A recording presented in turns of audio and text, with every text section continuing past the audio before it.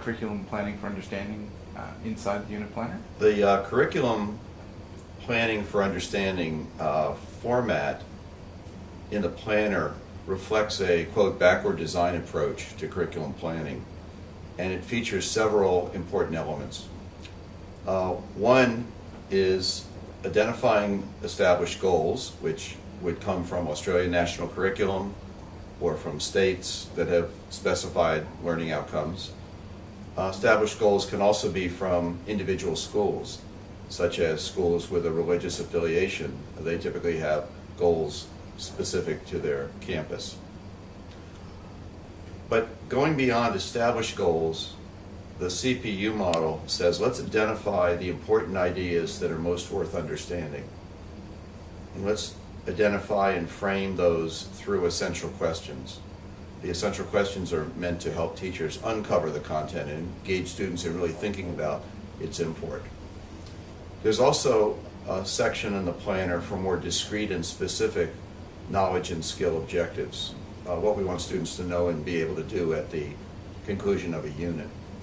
So this is in stage 1 of backward design, and we contend that these are really the important elements in curriculum planning. They establish our desired results. The planner also has a section on assessment.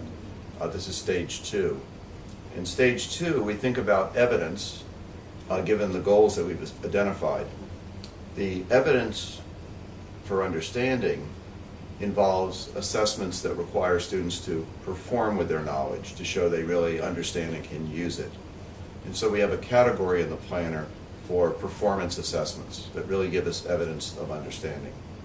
We also have a category of other evidence, and this can take the form of a quiz, a test, a skill check, an observation, other evidence that teachers gather to gauge student learning given the outcomes or results thereafter.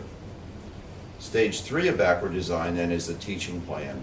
This is where we develop our lessons, lay out the activities in sequence, and decide what resources will support learning in the journey toward desired results. The planner reflects the 3 stages of backward design, and thus it becomes a really helpful tool for teachers as they think through curriculum plans. In using the planner, teachers are reminded of the logic of backward design and help to plan with clear priorities, mindful of assessment evidence, and not just planning activities or covering a textbook. So if a teacher or a school is familiar with your wider body of work, how will they find the unit planner? The unit planner really reflects the planning model that Grant Wiggins and I have endorsed over the years. They will see it as a tool that supports their understanding of backward design. They'll see a 3-stage model reflected in the software. So the planner embodies the ideas that they know and puts those ideas into a very practical planning tool. How does Edutect's unit planner with the curriculum planning for understanding configuration help teachers and schools? The Edutect planner has several really significant virtues. I'm going to start at the teacher level. Teachers need to plan their teaching. The planner is not only a tool to support their planning, but it models the very thinking that we want teachers to consider as they plan. What we find is when teachers use an intelligent tool like the planner, it rubs off on their thinking. And so the templates that they have electronically available to them through the Edutect planner become a mental template for their thinking. And they start thinking about curriculum priorities. They think about appropriate assessment evidence. They think about creating authentic tasks around the content, forming essential questions to engage students with the content, and then backing out of that, formulate a teaching plan that's with that end in mind. A second virtue of the planner is that it's electronic, so that teachers can get initial ideas out. When they teach the unit, invariably they'll make refinements for next year, and they can put those right in the planner. So this is an efficient way of keeping track of unit plans and always and immediately revising them when new ideas or changes are needed. Third benefit of the planner occurs with group planning, that when a pair of teachers or a team of teachers have the opportunity to collaborate, they can work together using the same format and framework. Often ideas are enhanced when you can work with other people, and so the planner allows that to occur. Significantly, because it's electronic in form, teachers don't have to physically be together to do their planning. And so it's possible that if you and I are teaching a unit in concert, we can work on our plans Sunday evening or Monday at lunch or whenever we would normally do our planning, and we would have access to each other's ideas summarized in a final form on the planner. The planner, in my view, has even greater strengths when we start thinking about it as a school-wide tool. That unit planning might be thought of as building blocks, but the building blocks are part of a larger structure. To use a building analogy, if a unit plan is like a room in a building, we need a blueprint for the whole building such that the rooms that are being built are coherent and connected. So the planner serves a broader function for helping teachers see the rooms that other teachers are building, and helps school leaders and team leaders and program chair people plot out a more coherent curriculum across the grades by looking at how the building blocks or the rooms fit into a larger house or a larger blueprint. I think that the planner has enormous potential to serve as a coordinating tool to ensure that the curriculum is coherent and connected across the grades. We need to see what other teachers are doing and see how our work fits in and complements their work if we want to have a truly coherent curriculum within a school. The reports that the planner provides to school leaders and team leaders enables us to do vertical alignment of the curriculum, something that is really crucial. A final benefit of the planner extends beyond the school, and here's the potential.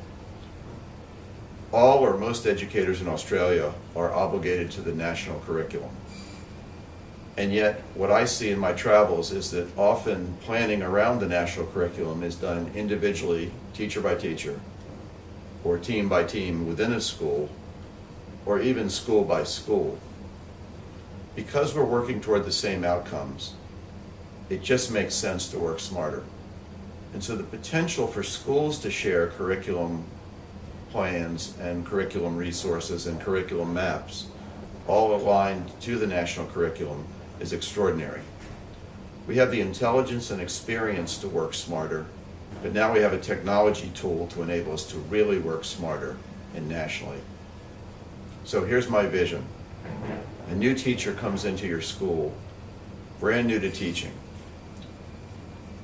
could have access a click away to well-developed, excellent unit plans developed by experienced teachers from all over Australia tied to the national curriculum. This would enable that beginning teacher to do high-quality teaching even as they're understanding and learning about the Australian curriculum. The chance to share model unit plans nationally will do nothing but significantly improve the quality of teaching and learning. It's a way of working smarter, not harder. Edutect Planner provides that vehicle.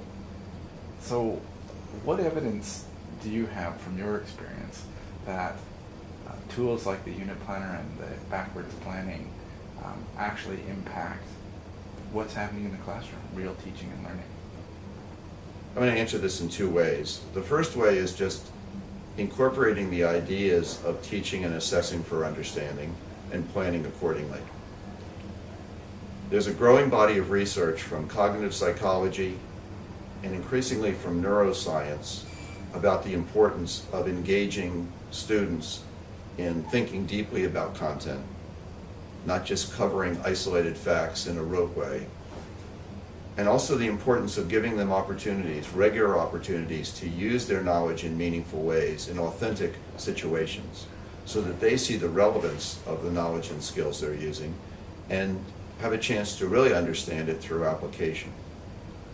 In the neurosciences, they're describing the importance of cultivating the executive functions of the brain. This is where the higher order learning takes place, and it's different than rote learning that occurs in a more primitive region of the brain. Arguably, in today's modern world, we need people who are able to think, to apply their knowledge to new and unpredictable situations, and that's the very kind of learning that planning for understanding, teaching for understanding, assessing for understanding promotes. The alternative is rote learning, where students can learn the facts and skills in an isolated way, but they're not able to transfer their learning if they don't understand it. And that's what the world today demands. So one of the benefits of planning for understanding, and the ideas incorporated into the planner, remind us to teach and assess for understanding and transfer, and to plan backward from those goals. Of course, students will acquire knowledge and skills along the way, but they're doing it in a more authentic and meaningful way. Here's an analogy with athletics that every coach and player knows in sports like soccer, basketball, and Australian rules football, and lacrosse, and hockey, that there are basic skills to be acquired to play the game. And a lot of practice is working on the skills. Skills are unquestionably important. There's also things you have to know, like rules of the game. But just knowing rules of the game or being skilled in isolated performance areas doesn't ensure that you or your teammates will be effective in the game. The game is different than practice. The game is the ultimate transfer task. You have to take everything you've learned in practice, knowledge, skills, strategy, and conditioning, and apply them in an authentic situation. I think that for too many students in too many classrooms, school is an endless series of sideline drills in practice with few opportunities to ever play the game. Curriculum planning for understanding says, let's be clear about the game. Why are we teaching this knowledge and these skills? What do we want students to be able to do with their knowledge and skills in an authentic game-like situation? And then we plan backward from that to practice the skills needed, but always with the game in mind. I've often wondered how many players on sports teams would be willing to endure the rigors of practice and the tedium of drills and the agony of conditioning if they weren't trying to get better for the game. But in schools, many students don't know what the game is. They're just dutifully going through maths lessons or reading a textbook in history, but there's often no game in sight. And we wonder why student motivation often wanes as kids go through school. So the importance of curriculum planning for understanding and following the ideas in the planner is to help teachers first and then students second understand the game, why we're learning what we're learning, and how it can be most effectively applied in a meaningful, relevant situation. And these factors influence student motivation and ultimately